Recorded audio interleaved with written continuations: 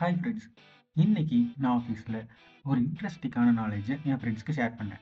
Google, chrome ரெண்டுத்துக்கும் என்ன difference பார்த்துருவோன்னு சொல்லிட்டு கூகுள்னு அடித்து இதை எக்ஸ்பிளைன் பண்ணேன்.